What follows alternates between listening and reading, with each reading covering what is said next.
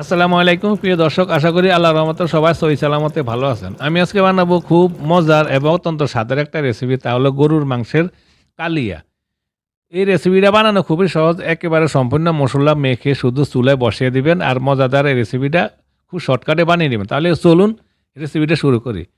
গরুর মাংস কালিয়া বানানোর জন্য এখানে আমি 1.5 কিলো গরুর মাংস হাড় চর্বি সহকারে নিয়ে নিয়েছি, আর মাংস টুকরোগুলো আমি একটু বড় রাখছি।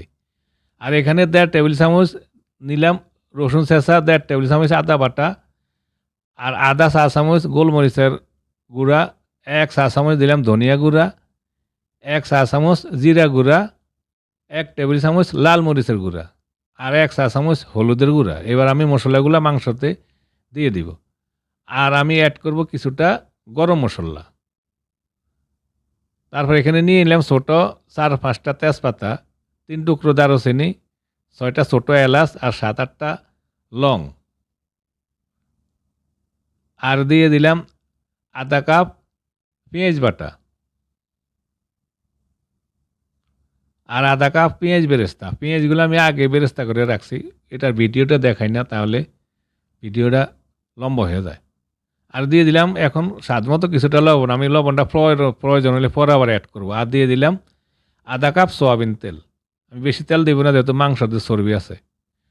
এবার আমি ভালো করে হাতে মেখে নিব, আর মেখে নিয়ে আমি 1 ঘন্টার জন্য ফ্রিজে নর্মালে রেস্টে রেখে দিব। তাহলে ম্যারিনেশন করে মাংসগুলো রেখে দিলে খুব একটা ভালো হয়। আপনারা চাইলে আরও বেশিক্ষণ রাখতে পারেন। 1 ঘন্টা পর চলে আসলাম। এবার চুলে একটা হাঁড়ি বসিয়ে দিলাম, আর তাতে দিয়ে দিলাম 1/4 কাপ সয়াবিন তেল। যেহেতু আমি মাংসের সাথে আগে আধা কাপ তেল দিছি, আর মাংসের সাথে চর্বি আছে, তাই বেশি তেল দেই নাই। 1/4 কাপ তেল দিলাম জাস্ট আলুগুলা ভাজি করার জন্য। এখানে 2টা আলু টুকরা করে কেটে নিয়ে হলুদ আর লবণ দিয়ে একটু কালার করে নিয়েছি। এবার আলুগুলো আমি একটু ফ্রাই করে নিব। প্রিয় দর্শক, আশা করি মজাদার এই রেসিপিটা আপনাদের ভালো লাগবে। যদি রেসিপিটা ভালো লাগে প্লিজ একটা লাইক এবং একটা কমেন্ট করবেন, আর প্লিজ আমার চ্যানেলটা সাবস্ক্রাইব করবেন প্লিজ।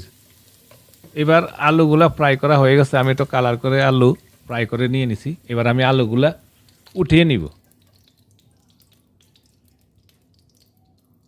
তারপরে ম্যারিনেশন করা মাংসগুলো আমি এবার এই সেম হাঁড়িতে ঢেলে দিব। আর আমি কোনো পানি অ্যাড করব না এখন। এইভাবে আমি মাংসগুলা হাই হিটে রেখে 10 মিনিট কষিয়ে নিব।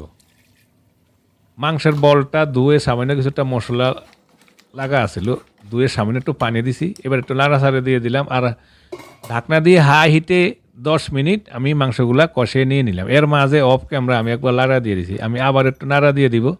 আর আমি এখনও কোনো পানি অ্যাড করব না। এবার আমি ঢাকনা দিয়ে, এতক্ষণ কিন্তু হিটটা হাই ছিল, এবার মিডিয়াম হিটে রেখে 1 ঘন্টার জন্য আমি মাংসগুলা মিডিয়াম হিটে রেখে পাকিয়ে নিব। চলে আসলাম 1 ঘন্টা পর। এর মাঝে অফ ক্যামেরা আমি আরও 3-4 বার নাড়া দিয়েছি। মাংসগুলো ভালো করে কষানো হয়ে গেছে, এবং কি আমার মাংসগুলা 80% সিদ্ধ হয়ে গেছে, আমি চেক করে নিছি।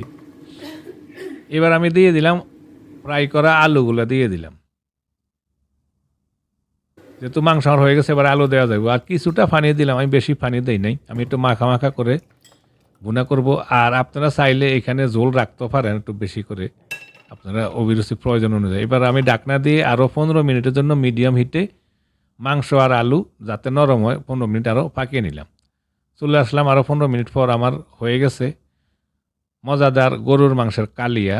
আমার মাংসগুলো নরম হয়ে গেছে, আর আলুও নরম হয়ে গেছে। এবার আমি একটু লবণ টেস্ট করে নিব, যদি আমার লবণের প্রয়োজন হয়।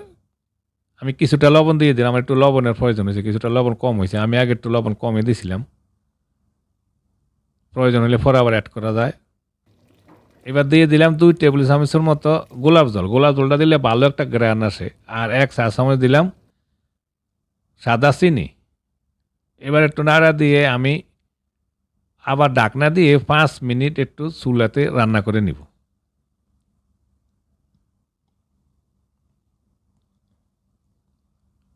চলে আসলাম 5 মিনিট পর, হয়ে গেছে আমার গরুর মাংসের কালিয়া।